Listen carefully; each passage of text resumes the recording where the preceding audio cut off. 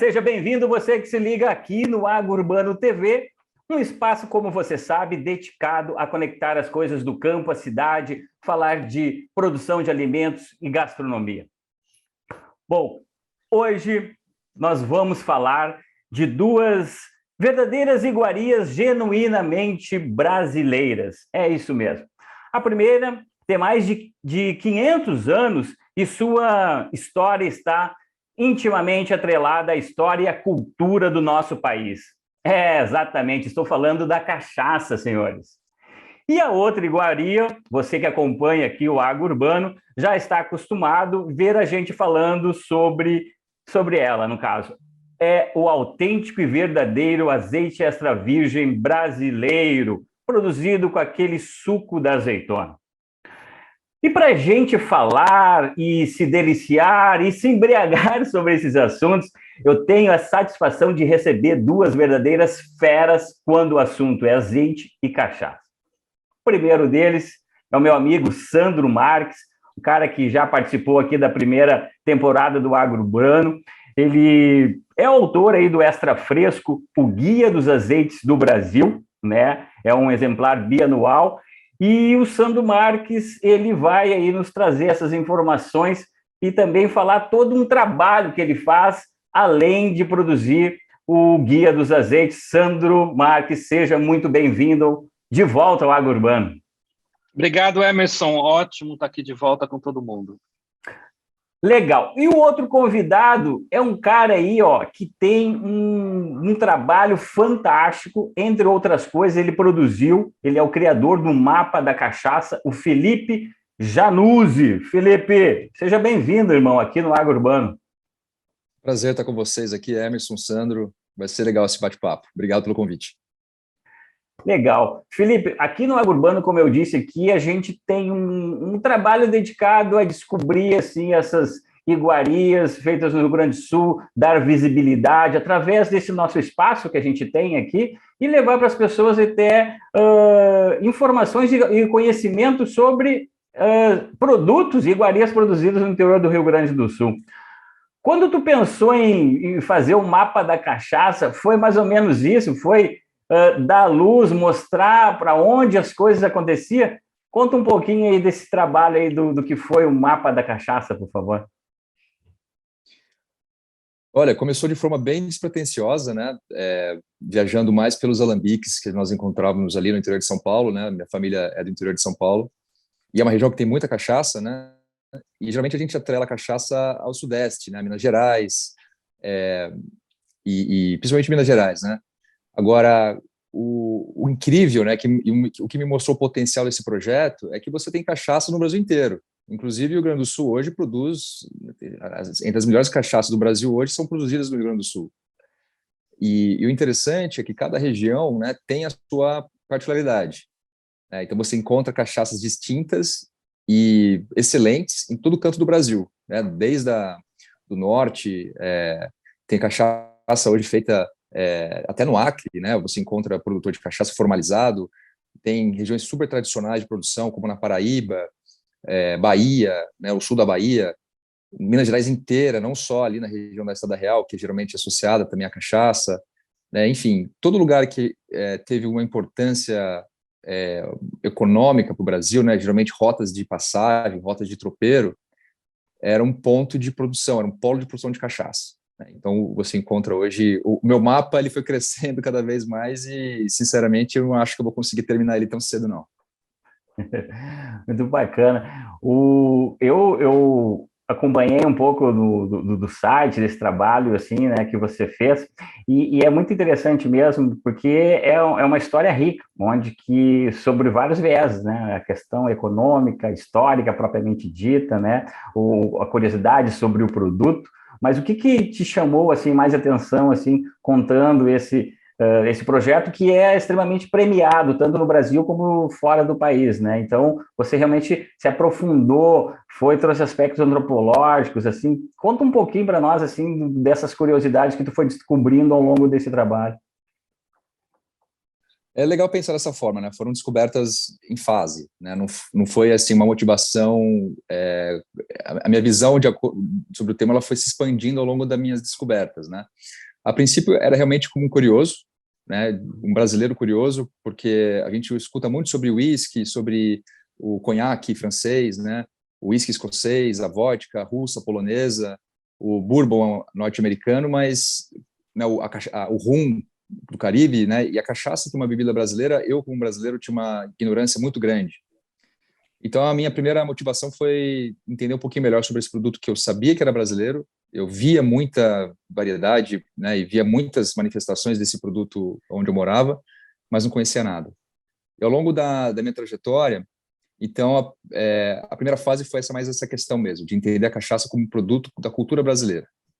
Inclusive que nos deu prêmios pelo Ministério da Cultura, né? Me possibilitou viajar o Brasil inteiro, até para fora, para falar sobre essa cultura.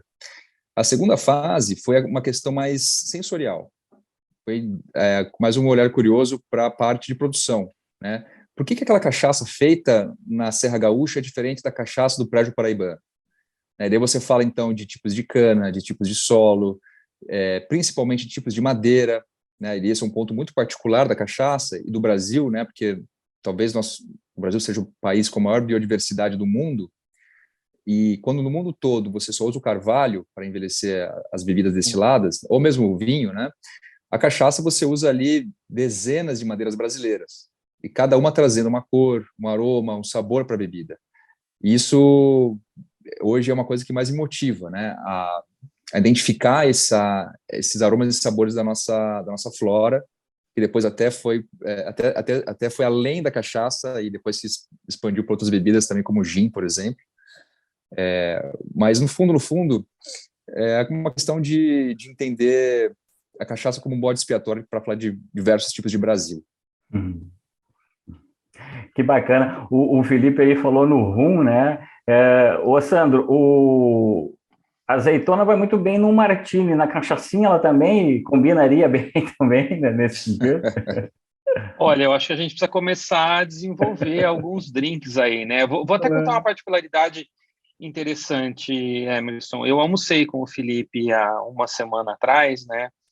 E a gente foi pedir uma bebida. Ele falou: vou pedir essa bebida aqui, porque ela tem uma combinação de limão com gin nacional, com enfim, uma outra coisa lá.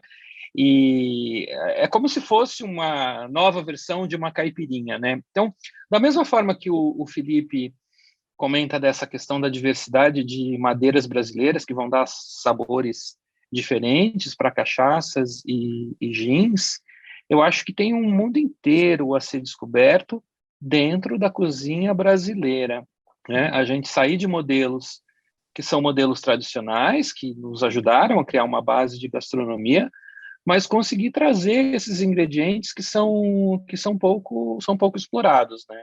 A azeitona não é nativa do Brasil, a oliveira não é nativa do Brasil. Mas eu, por exemplo, uma coisa que eu venho busquei fazer na última edição do Guia de Azeites, foi de começar a experimentar o uso de azeite em algumas receitas brasileiras. Então, como é que fica um azeite com uma abóbora refogadinha, um prato tão prosaico, tão do dia a dia, com que azeite se comporta bem, né? Então, eu acho que a gente tem trabalho aí por uns 100 anos para frente, descobrindo todo esse potencial de combinações que até algumas décadas atrás a gente deixava passar batido, sabe? Aquela história de, sei lá, baunilha é legal, assim, é um sabor universalmente reconhecido, mas será que a gente precisa ficar só na baunilha, com tanto produto que tem aqui nas nossas florestas, né? A gente está falando do mapa, né? E quando tu constrói, Sandro, a questão do guia, tu consegue ver esses contrastes de diferentes Brasis, assim, e que vão até o mesmo refletir no resultado desse azeite também? É por aí também? Sem dúvida, tem um monte de variáveis. Aliás, eu vou até fazer um comentário antes de responder essa pergunta diretamente, porque eu queria ouvir o Felipe dessa história. Quando eu fiz a primeira edição do guia, em 2017, não existia o Ibraoliva ainda, que é uma das entidades que congrega os produtores brasileiros, não tinha uma lista consolidada. Eu tive que sair caçando, eu tinha que ir no supermercado, ou em alguns mercados que tinham azeite, ficar olhando o rótulo, ligar para produtor para conseguir montar a primeira lista, né? E hoje a gente já tem uma base melhor para poder escrever o guia. Tem curiosidade de ouvir como é que foi o Felipe no começo. Agora, respondendo a sua pergunta, sem dúvida nenhuma, a gente começa agora, né, que a gente já tem há mais de uma década a produção de azeites brasileiros, perceber algumas recorrências, né? Então, determinados locais que, pela qualidade da terra, também por um bom cuidado na extração, começam a se destacar e, ao longo do tempo, produzir azeite de maneira consistentemente boa, né? Seja no Rio Grande do Sul, seja na Mantiqueira, ou em novas fronteiras que estão surgindo, né? O ano que vem a gente tem expectativa de uma produção maior, por exemplo, no Espírito Santo. Eu estou indo para lá agora em janeiro para encontrar os produtores, vou dar um treinamento de análise sensorial lá, e é uma nova fronteira do nosso azeite. Legal. Antes do até o Felipe me responder esse questionamento do Sandro, assim, só para que a gente não perder esse fio, a próxima edição do azeite, do guia, Sandro, ele sai quando? E faz um briefing do que ele traz, assim, talvez para aquelas pessoas. Aqui em Porto Alegre a gente tem a Feira do Azeite, inclusive tem para vender aqui em Porto Alegre, mas algumas pessoas não conhecem, né? Acho que vale essa explicação, né? Como é que é. Legal. O guia ele é editado de 2 em 2 anos, né? Então, nesse período eu faço o possível para conversar e conhecer o maior número de produtores possíveis.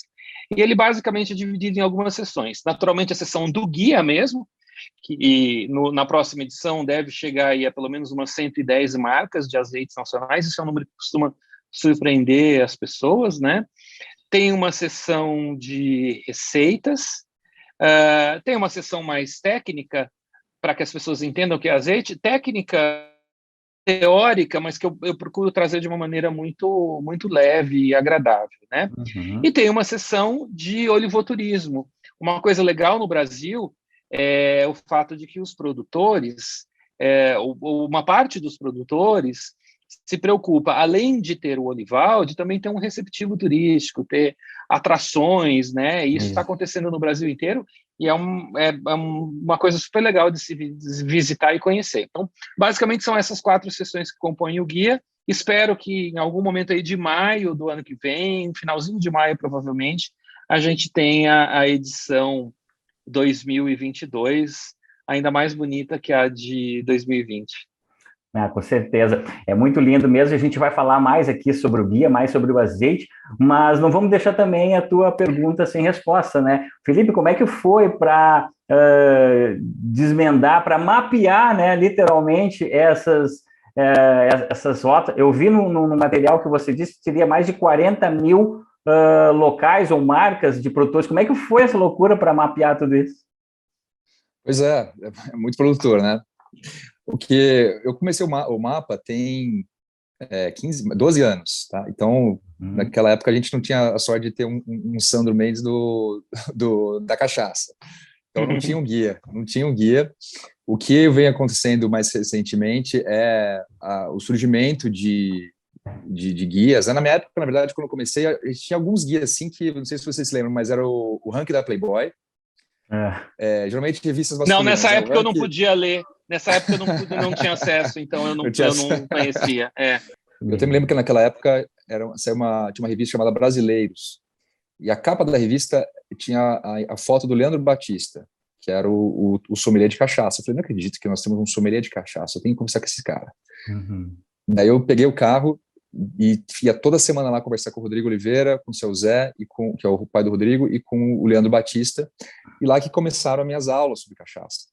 E lá eu fui entender, né, o que era esse mundo. Porque realmente, você precisa de um guia, porque são mais de 40 mil produtores que nós chamamos de produtores informais, que esse é um mercado muito informal. Isso.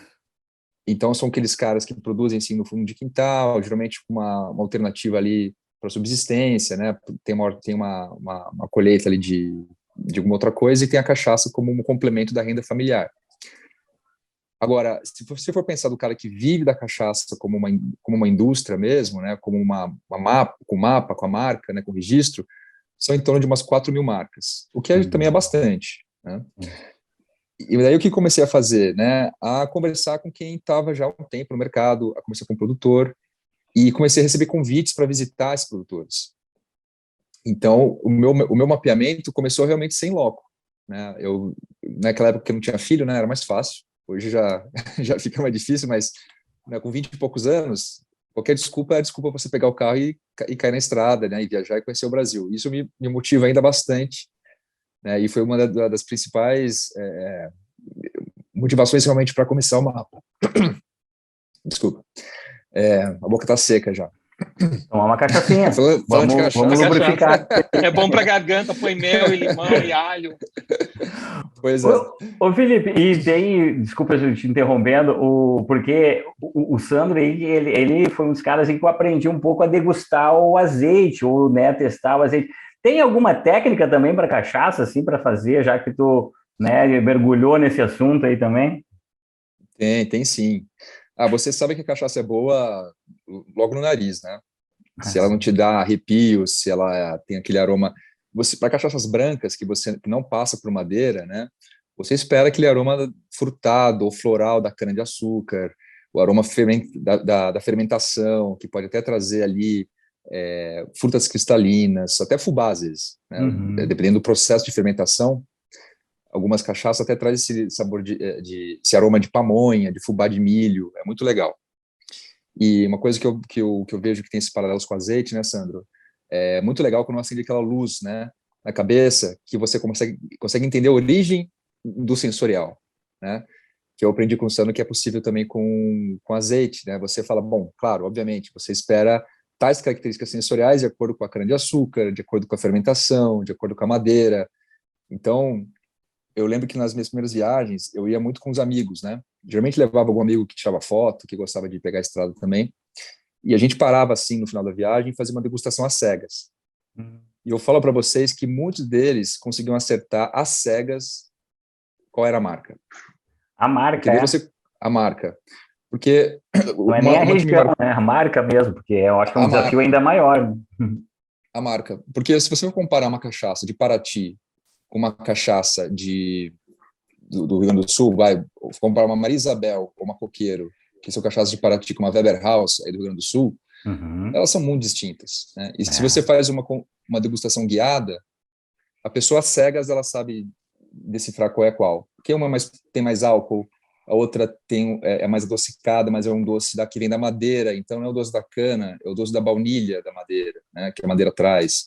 Então isso tudo é muito rico, né, e é muito legal, e sinceramente é a parte mais bacana do projeto todo, né, são esses sabores todos. Sandro, dá para traçar um paralelo aí nessa questão da degustação, na forma de reconhecer os terroirs, assim, com azeite? Sem dúvida, até porque até uns 20 anos atrás, 10 anos atrás, que a gente começou com essa produção de azeites brasileiras, a gente ficava muito na questão de origem. Estou comprando um azeite espanhol, estou comprando um azeite português ou um azeite grego, sem prestar atenção às nuances sensoriais que cada um desses azeites tem, né? A produção no mundo todo, não foi só no Brasil, não, no mundo todo veio se especializando nos últimos tempos e começou a evidenciar a diferença de sabor que uma Coronet tem de uma Arbequina, estou falando das diferentes variedades, né? E que os blends podem ter também.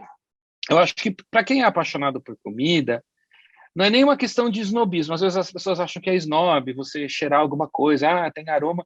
Não é, quer dizer, você não deveria transformar isso em snobismo, pelo contrário, é uma descoberta, é um jogo aquilo. Uma educação gastronômica, eu diria, assim, uma educação gastronômica, mas de novo, por ser educação, não pode virar depois, eu consumo só isso, etc. Sim. É mesmo pelo prazer da aventura de você descobrir um produto que vem da terra e que pode ser transformado para virar de uma coisa tão incrível.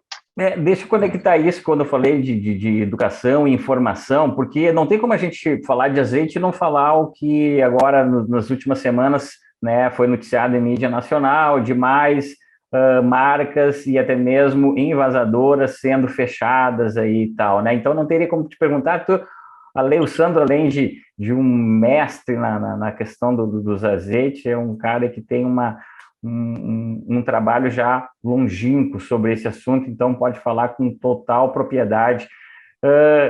Que tipo de... Porque as pessoas, quando veem essas notícias na mídia, a primeira impressão que tem, viu, não dá para comprar azeite, porque o azeite, né, ficou na maior dúvida ainda, se retrai, né? Eu acho que é importante a gente trazer um pouco de luz para esse assunto, né, Sandro, dizendo que a maioria desses azeites são azeites importados ou envasados com material que vem de fora, né? É mais ou menos por aí, né? Exatamente. Inclusive, essa é a porta aberta para fraude, né? Eu compro um azeite a granel, né, em grandes volumes, que trago para o Brasil. Na verdade, o problema começa aí porque o processo de transporte de um azeite a granel, não engarrafado, já possibilita com que esse azeite naturalmente se degrade. Então, ele pode ficar rançoso, ele pode perder o aroma característico dele, isso naturalmente já prejudicaria a sua qualidade. Mas o fato de eu trazer e envasar aqui faz com que uma pessoa mal intencionada aproveite o momento de envasar para acrescentar outros produtos. É um produto caro, né? Então, se ele aumentar o volume em 20%, 30%, ele vai ganhar mais às custas do desconhecimento do consumidor. Então, a primeira dica para o consumidor é: fica esperto ao olhar o rótulo. Primeiro, assim, se é muito barato, tem que desconfiar. Não tem como você produzir. Tem um preço médio de mercado que é um preço normal, muito abaixo daquilo, ou é uma excelente oferta, ou, na maioria dos casos, é um produto de muito baixa qualidade. Na maioria dos casos é isso, é baixa qualidade, né? Então, assim, se eu tenho um preço médio muito abaixo do mercado, aí eu vou olhar o rótulo atrás, né? A gente fica olhando o rótulo na frente, tem que olhar atrás é que está a verdade ali. Aí tá lá, produto envasado no Brasil, produzido em outro país, envasado no Brasil. É uma combinação ali, a gente não pode afirmar que tem fraude, precisa fazer os testes, mas que ela tende a ser algo de baixa qualidade ou fraudada. Você sabe que aconteceu uma coisa curiosíssima agora nessa apreensão, né? Só para lembrar todo mundo, foram 24 marcas e 150 mil garrafas de azeite apreendidas aí no último mês, né? A notícia saiu a semana passada. Teve uma coincidência que aconteceu no sábado anterior à notícia que saiu do Ministério da Agricultura. Eu precisava comprar um azeite de baixa qualidade para dar uma aula que eu ia mostrar para os alunos, para eles compararem a qualidade do azeite. Eu fui no mercado perto de casa e vi uma marca lá que era suspeita. Suspeita por quê? Justamente essa combinação. Custava R$13 e estava lá produzido. Aliás, não tinha o local de produção, o que já estava errado, e estava lá envasado numa cidade aqui, 1 hora de São Paulo, que não tem tradição nenhuma de produção de azeite.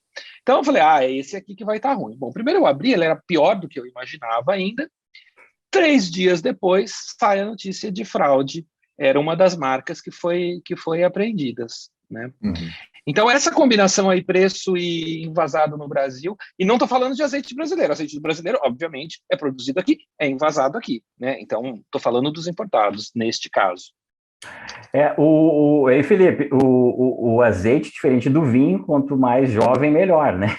A cachaça tem algum desses aspectos relacionado ao tempo? E outra pergunta também, o azeite é um dos alimentos, né, um dos produtos alimentares do mundo, parece que perde só para o pescado, se não me engano. E tem muita falsificação no meio da cachaça também, aquelas cachaças de garrafão batizada também. A cachaça talvez seja um dos poucos destilados, né, que você consegue tomar ela direto do alambique, né? Alambique é aquela panela de cobre que destila e já ser gostosa, né? Então você tem aí um produto prontinho para consumo logo que você destila.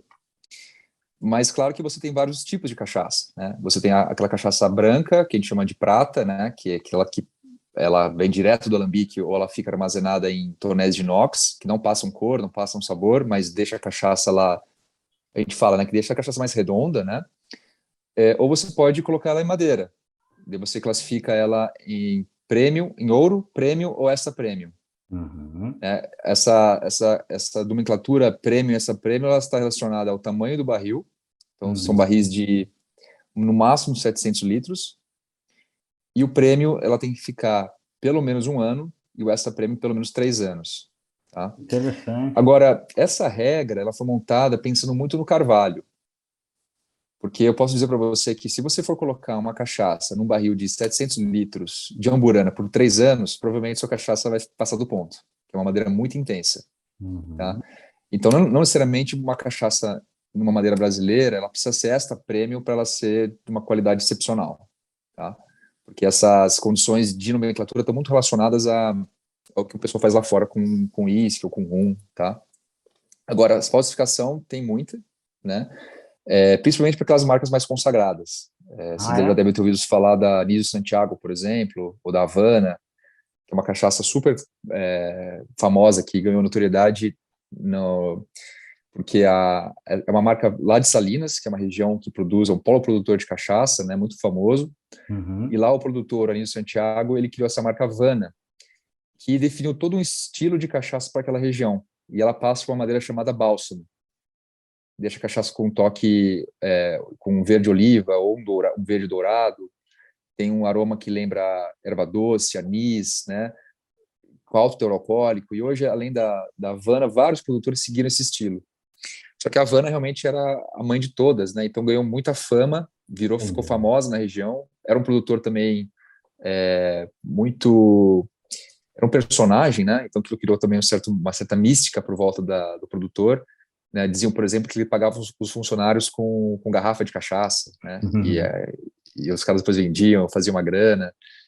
Mas o que fez realmente a bebida essa marca se tornar famosa foi porque o rum, a Havana Club, processou a marca do Anísio Santiago, né, a gigante, né, multinacional, né, aquela história do Davi Golias, processou a marca Havana.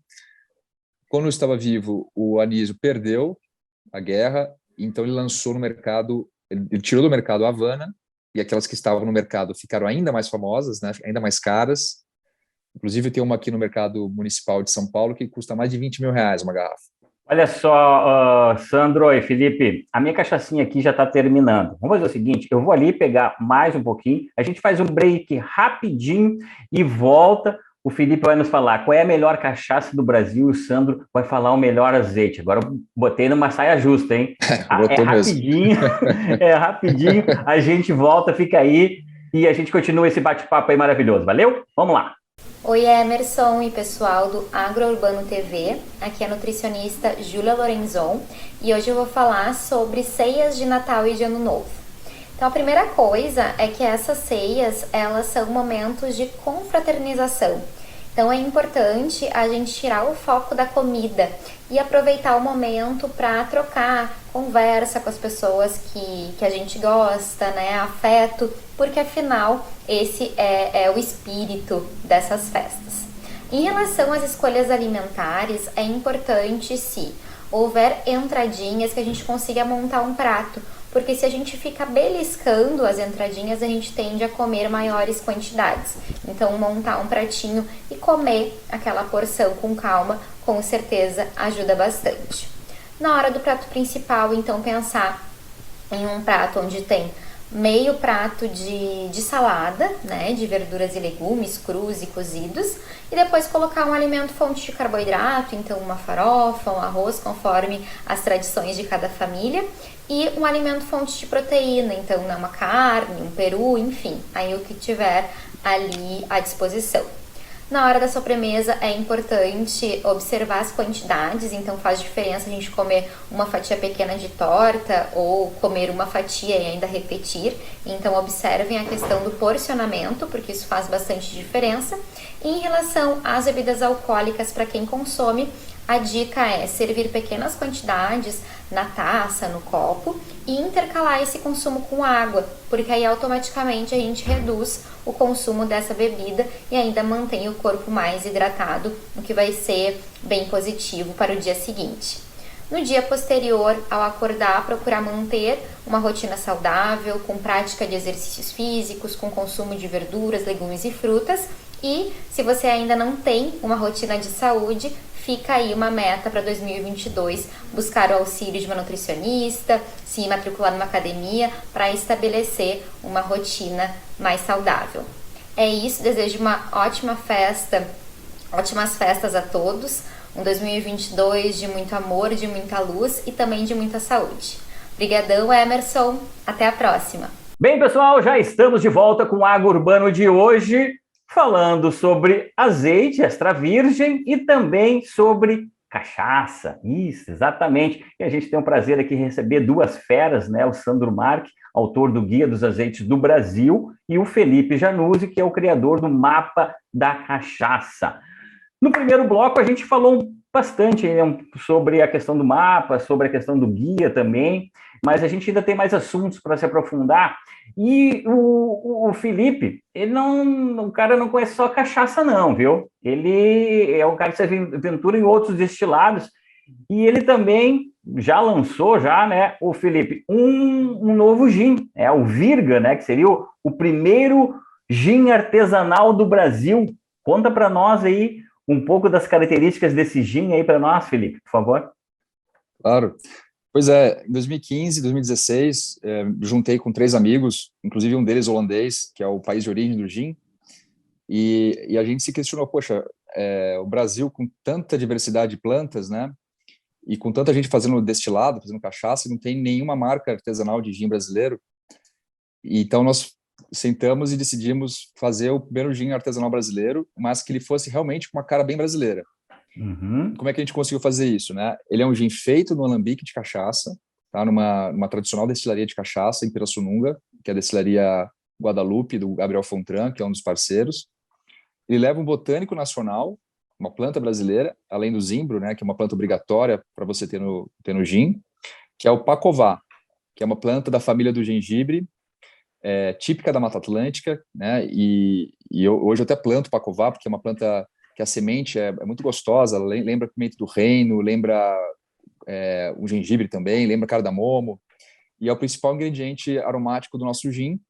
E para finalizar e para trazer um diferencial que só o nosso gin tem, ele leva um blend, né, que é uma mistura com um pouquinho de cachaça que nós produzimos. Uma cachaça envelhecida em barris de Jequitibá Rosa, que é uma madeira brasileira também. O Emerson. Que? Eu fico imaginando como é que... o Felipe contando essa ideia, eu fico imaginando assim, se ela surgiu dentro do escritório, sabe? A forma como ele contou foi uma forma assim, estava com os amigos, assim, tivemos a ideia, e eu acho que não foi do escritório essa ideia. Eu brinco que todas as minhas ideias, Sandra, elas surgem no bar. Elas começam no bar, e essa não foi diferente. Foi ali inclusive fechou agora ali no Frank, no Maxud Plaza, né?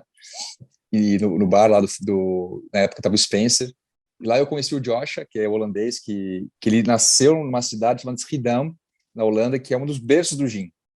Uhum. E a ideia foi bem assim, olha, entre um coquetel e outro, né? Pô, eu sou de Schiedam e você é o cara da cachaça, por que a gente não junta essas duas histórias e cria uma coisa diferente, né?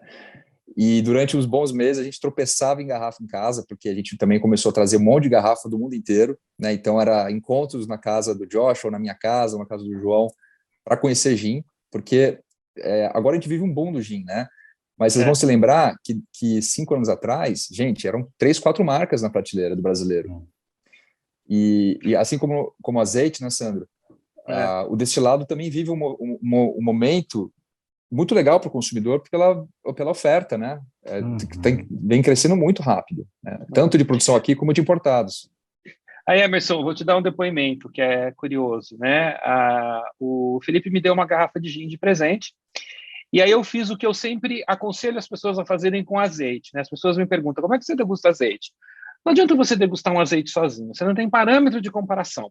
A melhor forma para você aprender a reconhecer um azeite pega 2 azeites, inclusive, de preferência, pega o azeite que você está acostumado a comprar e a consumir no dia a dia, compra um outro que você encontra uma referência, encontra no meu guia, que, enfim, que tem uma referência de ser algo de melhor qualidade, coloca os 2 numa xicrinha, não bota na colher nem no pão, porque isso vai dificultar a percepção, coloca os 2 numa xícara de café e sente o aroma dos 2.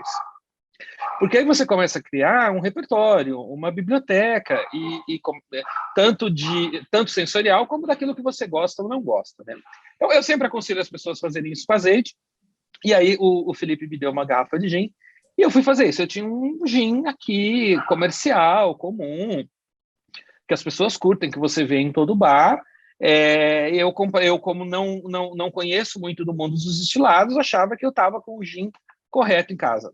Não que ele seja o gin incorreto. Só que, assim, foi surpreendente, porque eu coloquei em 2 copos um dedinho de gin, e no aroma, já, a diferença, a melhor palavra para descrever era brutal, porque o gin mais comercial que eu estava acostumado, para mim ele lembrou acetona. Sempre achei uma bebida perfumada.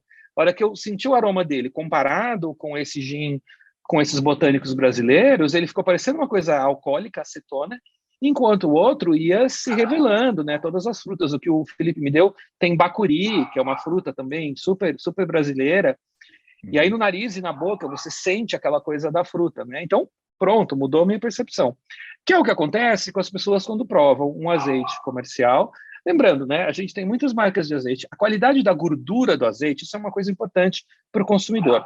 O azeite tem uma gordura de qualidade muito boa. Então, independente do sensorial dele, já é uma gordura que é boa para o coração. Para outras coisas também, mas principalmente para o coração, artéria, circulação, etc. Agora, quando eu vou para um azeite de maior qualidade, eu vou ter um sensorial muito mais rico. Em cozinha, o que a gente sempre procura é complexidade, né? Quanto mais complexidade na construção de sabor de um prato, mais ele encanta, mais bacana fica, mais riqueza ele tem. Um azeite de maior qualidade vai ajudar a acrescentar, além da saúde, como eu já disse, vai ajudar a acrescentar complexidade a esse prato, né? E aí a experiência do consumidor é a mesma. Experimenta um azeite comercial, experimenta um azeite brasileiro, por exemplo, produzido no Rio Grande do Sul, né? Aliás, a safra está chegando, estamos com a promessa de uma safra incrível no ano que vem, a gente deve ter excelentes monovarietais, e aí ele começa a perceber a diferença, então, e aí é um caminho sem volta, né? Eu não sei o que eu faço com a minha meia garrafa do gin antigo aqui, que eu não quero mais. Deixa eu aproveitar esse momento que a gente está falando sobre originalidade, sobre experiências, né? De repente, ao abrir uma garrafa, né? A trazer elementos e produtos, sabores regionais, para fazer alguma coisa que o Agrurbano aqui se propõe desde o início, né? Como eu falei, a gente gosta de valorizar a produção local, empreendimentos que têm uma excelente qualidade, né? E que muitas vezes ainda não tem uma visibilidade. E eu estou aqui com, olha só que bacana essa caixinha aqui, que tem vários tipos de licores. Ele é do pessoal lá dos Altos dos Propes, né? Tem vários tipos de licores, no caso esse aqui é jabuticaba, tem um outro aqui que é de morango, o outro aqui que é de bergamota, para vocês que são paulistas, é a chamada tangerina aí, né? Viu? Tem de bergamota também, de kiwi, olha só a variedade. E tudo feito com uma... A kiwi aqui em São Paulo o nome é outro, desculpa, é kiwi. Kiwi não. E o butiá? E o butiá? Butiá não tem. E caiu os butiá do bolso. Um ditado. Eu vou botar um pouquinho desse de butiá aqui, porque, olha só. E vou aproveitar e fazer um brinde com vocês aí, ó. A saúde. Ele não avisou que tinha brinde, eu só tenho café aqui comigo. Essa coisa de bacana, época já de ano novo, né? Depois a gente faz um brinde simbólico aí. Mas só, pessoal, para fechar, então lá, esse produto do Marcelo Prop, ele, é uma coisa bacana, produto regional, bem feito, experiências muito legais. Então, se quiser conhecer um pouquinho, vai lá no Instagram, lá no Marcelo Prop, você vai conhecer um pouco mais sobre esses produtos e também descobrir que também tem muita coisa boa feita aí, de forma até, vamos dizer assim, artesanal, mas que vale a pena a gente dar esse espaço.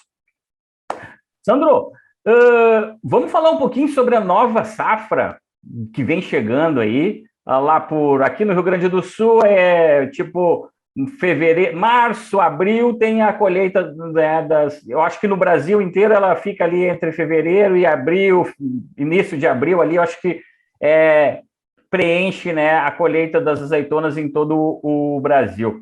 E a expectativa, como você disse, aí é de uma colheita bem interessante, como já foi a de 2020, né?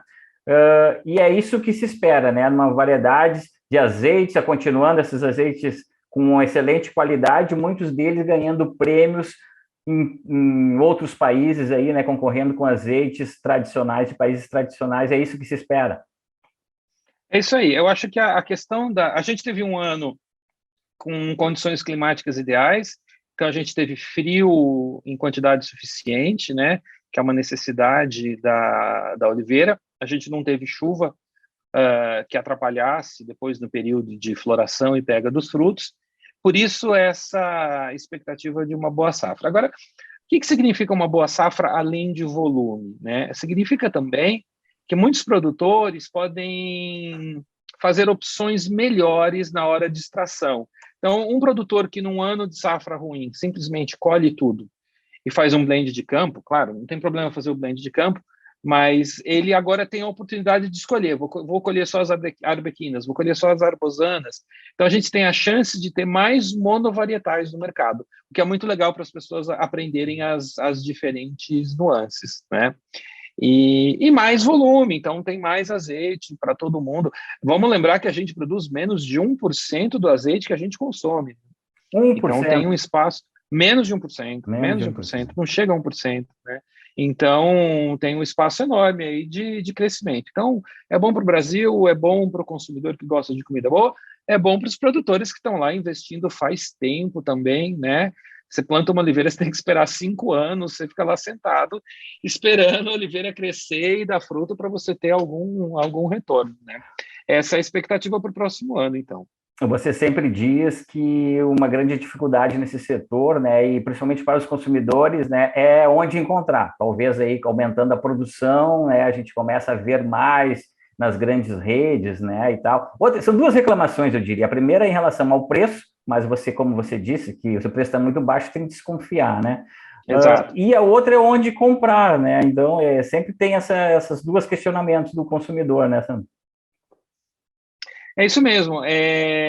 O azeite brasileiro ele não é produzido em volume que a gente consiga encontrar nas grandes casas de varejo, onde a gente costuma abastecer nossa casa. A gente tem que procurar ou em lojas especializadas ou direto com o produtor, né? Boa parte dos produtores hoje tem e-commerce. Quem não tem e-commerce, às vezes você descobre o WhatsApp do cara, o cara vende para você, mas é muito comum as pessoas reclamarem: não, você está falando de azeite brasileiro e eu não sei onde encontrar.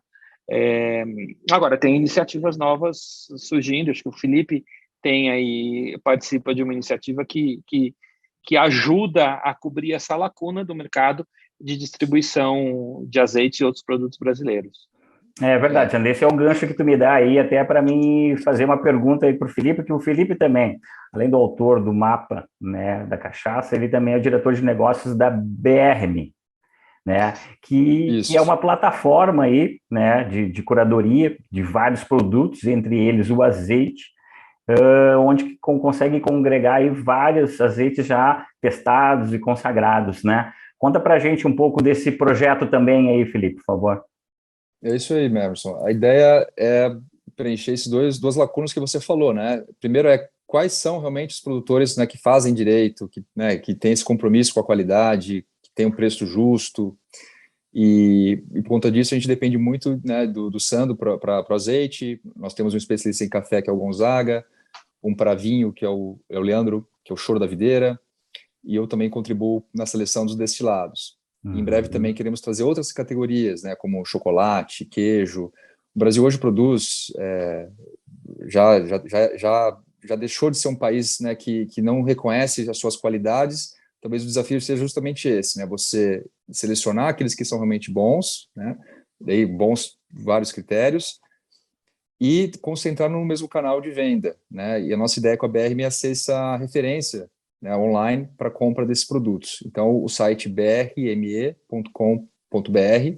né, o BRM, qual que é essa brincadeira, né, do abrasileirar, né, do experimentar-me, né, experimentar o Brasil, um projeto feito por brasileiros, a princípio para brasileiros, porque, claro que nós queremos e nós temos o potencial de conquistar o mundo, mas precisamos criar mais porta-vozes aqui no Brasil, né? Então, por isso que eu falo que a nossa primeira fase é fazer com que o brasileiro ele reconheça a nossa qualidade, se apaixone pelos nossos produtos, Então, assim, a gente valoriza muito o especialista, né? Pessoas como o Sandro que investiram, né? Que investem nesse conhecimento, né? E é um projeto que, no final do dia, é um projeto de compartilhar conhecimento, né? Além de fornecer produtos. Muito bacana, muito parecido com o que a gente faz aqui no Agro-Urbano. No caso aqui, o único especialista sou eu, que vou experimentando aqui. Se eu confirmo que é bom, trago para cá. Para Agro-Urbano aqui, a gente mostra como a gente fez aqui com os licores aqui. Sandro, você tem esse trabalho dentro do azeite, mas também trabalha muito com a criação de marcas, né? A inserção de empresas no mercado, enfim, faz um trabalho bem complexo ainda de posicionamento de mercado para as marcas, né? O que você traria nesse sentido, assim, para esses pequenos empreendimentos, né? Como você também já teve vários conhecimentos na área do azeite, mas eu imagino que sirvam para outros tipos de empreendimentos nessa área. Serve para produtor de gin, de cachaça, de azeite, de chocolate, seja o que for. É o seguinte, a gente tem um potencial sensorial imenso, produtos de imensa qualidade, que precisam estar embalados de maneira adequada. Estou usando embalagem aqui de maneira metafórica, não é só o rótulo, não é só a embalagem. Mas muitas vezes o que eu noto, muito do mundo dos azeites e de outros produtos, é que o produtor tem um esforço tão grande em produzir, em chegar em um produto legal, que depois ele esquece que o produto legal por si só, ele não se vende. Eu preciso de uma história para contar desse produto, eu preciso estar nos lugares certos, eu preciso do discurso correto e preciso de uma embalagem bonita também, porque o mercado é exigente. Vou contar uma história rápida. Fui procurado esses dias por um produtor de queijo excepcional. Ele chegou num dos melhores mercados aqui de São Paulo, um lugar classe AAA. O comprador do mercado falou, olha, o seu queijo é impressionante de bom, mas eu não posso vender seu queijo porque a embalagem dele é feia, é brega, é cafona, né? Então, o produtor precisa se desprender um pouquinho do seu gosto pessoal. Às vezes ele faz o produto excelente, mas o gosto pessoal dele para design não é tão legal. E contratar um especialista que possa trazer referência de mercado, referência internacional para ele. A estética tem que ser tão boa quanto o conteúdo. Isso é uma falha muito grande de produtores de vários segmentos no Brasil. Nossa, a cachaça é muito presente, né? Ótimos líquidos, mas às vezes aquela garrafa, né, que não dá em nada, felizmente. E isso é um aspecto também que a gente vê, né, como o Sandro falou, não só no azeite, não só na cachaça, né, mas como é importante você também trazer a alma daquele produto, né, a história daquele produto. Claro que você precisa ter a qualidade, né, a inserção, mas essa alma. E eu imagino, Felipe, que com esse trabalho que tu fez na cachaça, tu contou muito a história das pessoas, desses produtores, né? O que deve ter sido um enriquecimento também, né? Agregou valor para aquelas marcas também, né? Ao mesmo tempo que você estava ali transcrevendo, contando essa história, mas também a importância de se alguém contar aquela história, né? Chama Mapa da Cachaça, mas na verdade é um mapa de histórias de famílias, né? Famílias brasileiras ali, que muito da produção da cachaça artesanal é uma produção familiar, e você encontra muitos personagens, né? Inclusive muitas pessoas interessantes, né? Eu comentei aqui um pouquinho do Anísio Santiago, mas tem tantas outras pessoas incríveis nesse mundo aí da cachaça, e que cada um traz a sua história, realmente, né? Você tem família tradicional alemã produzindo cachaça, você tem descendentes de indígenas produzindo cachaça, você tem talvez o pessoal hoje mais novo, né, agora empreendendo nesse mercado, com uma visão mais alinhada até com o que o Sandro vem falando, né, de buscar embalar de uma maneira, sem perder a essência, né, mas de uma maneira mais profissional, podemos dizer assim. Sim. E isso é riquíssimo, né? A gente tem uma seção ali no site que é justamente para contar as histórias desses produtores, né? E sempre surge ali histórias muito legais, né? De como surgiu, às vezes aquele cara que não gostava, entrou pela técnica e depois se apaixonou pela bebida, ou ao contrário, da pessoa que era apaixonada e descobriu a técnica e criou uma bebida super premiada no mundo inteiro. É uma bebida antiga, né? Cachaça é uma bebida como você falou no começo, né, de mais de 500 anos, mas ela passa por um momento de de descobrimento, né? A gente está redescobrindo a cachaça. Né? O brasileiro está redescobrindo a cachaça.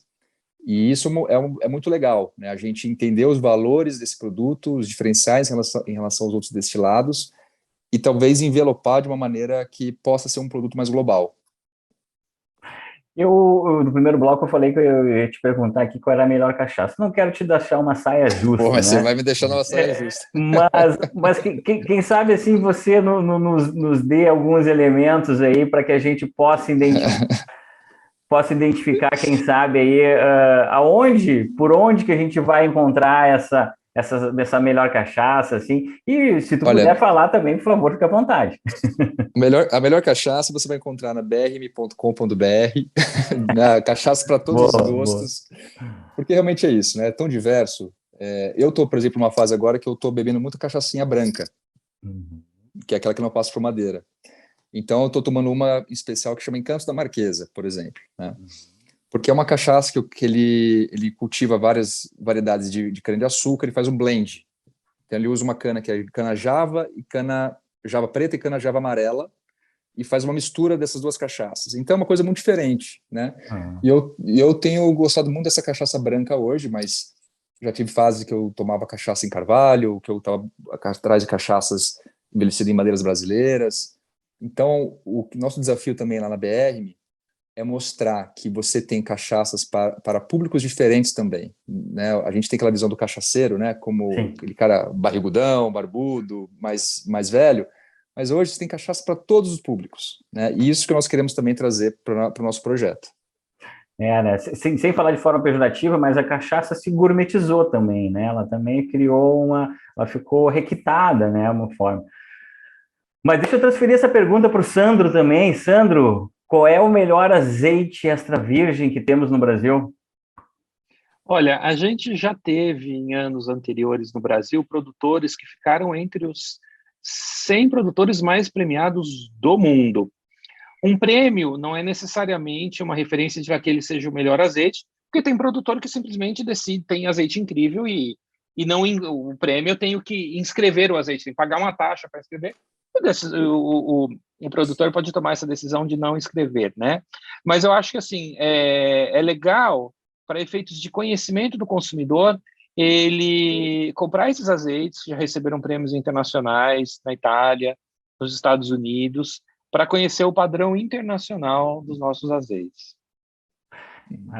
Sandro, agora em mês de fevereiro, esse ano vai ser, em fevereiro, a abertura da colheita aqui no Rio Grande do Sul,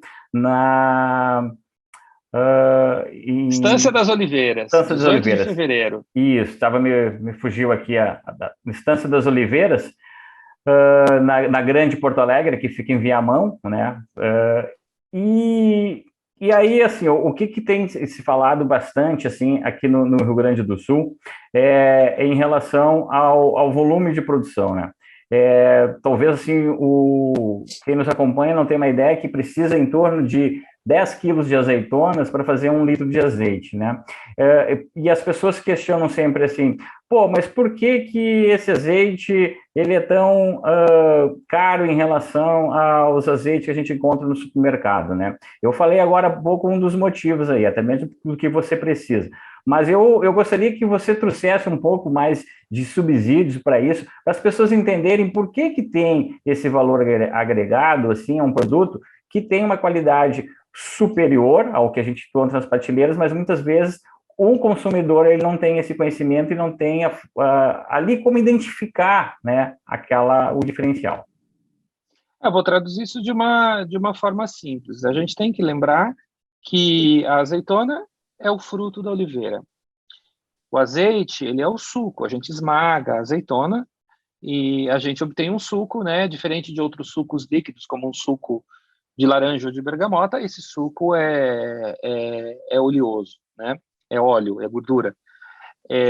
A qualidade desse óleo e dessa gordura vão se dar pela qualidade do fruto que o produtor tem que cuidar o ano inteiro. A oliveira só produz uma vez por ano. Então, o produtor passou o ano inteiro cuidando daquele fruto para depois fazer uma extração e chegar a um produto de qualidade. Isso é caro, sem contar que no Brasil, como o cultivo ainda está amadurecendo, a gente não tem as plantas ainda em plena carga. Né? Internacionalmente, Portugal, que é um país que eu visito com frequência, você tem aquelas árvores com 40 quilos por árvore, que é um baita de um rendimento e que lá é comum. Aqui a gente não tem um rendimento muito alto. São então, não só 7 mil hectares em todo o Brasil e 40% só em produção, né, Sandro? É pouca coisa. Exatamente, em produção e sem essa carga plena, né? Então, eu acho que a notícia boa é que daqui para frente só tende a melhorar em volume, em qualidade e também em preço. Show de bola, show de bola. A gente está se aproximando já do final do programa, mas eu queria ouvir de vocês ainda, e vamos começar aqui com o Felipe. Felipe, quais são os projetos que tu está trabalhando? Tem novidade aí no Mapa da Cachaça ou na BRM? Conta aí um pouco para nós aí o que tu está preparando aí ou está projetando para 2022. Seguindo os passos do Sandro, eu também tenho um livro que é um guia, né? Já que você tem um mapa, você precisa ter um guia também, né? Para navegar por esse mapa. Estou trabalhando também num livro para o Mapa da Cachaça. Tem algumas receitas de gin na manga também, claro que trazendo ingredientes brasileiros. E o meu grande projeto hoje, a minha grande motivação é a BRM. É um projeto que me enche os olhos assim para falar, me enche a boca para falar, porque realmente é um projeto que tem essa vontade, né, de trazer esses diferentes Brasis, né, que a gente encontra no azeite, no café, nos destilados. E é um momento legal para falar sobre isso, porque a gente vive um momento que o produtor ele está em grande destaque, né? A produção é boa. Se a produção não fosse boa, não seria legal, né? A gente estaria vendendo marketing. A gente não está fazendo isso. Está vendendo realmente histórias de famílias e produtos de alta qualidade, né? E essa talvez seja a minha grande motivação profissional, que começou lá com o Mapa, depois foi para o GIN, e agora se estende aí para uma diversidade enorme de talentos aí, categorias brasileiras. Legal. Qual é o endereço do site da BRM? É BR de Brasil, né? brme.com.br. Maravilha. Sandro Marques, conta pra gente aí, deixa uma mensagem aí agora que a gente está encerrando esse 2021, né? O que tu está projetando já para 2022 e o pessoal que vai querer adquirir ou até mesmo buscar informações sobre o Guia dos Azeites, como é que faz? Bom, falando de projetos, agora que eu ouvi os projetos do Felipe, mudaram os meus, né? O meu projeto é ser cobaia dessas receitas de gin dele. Vou te mandar, Pode deixar. Eu também.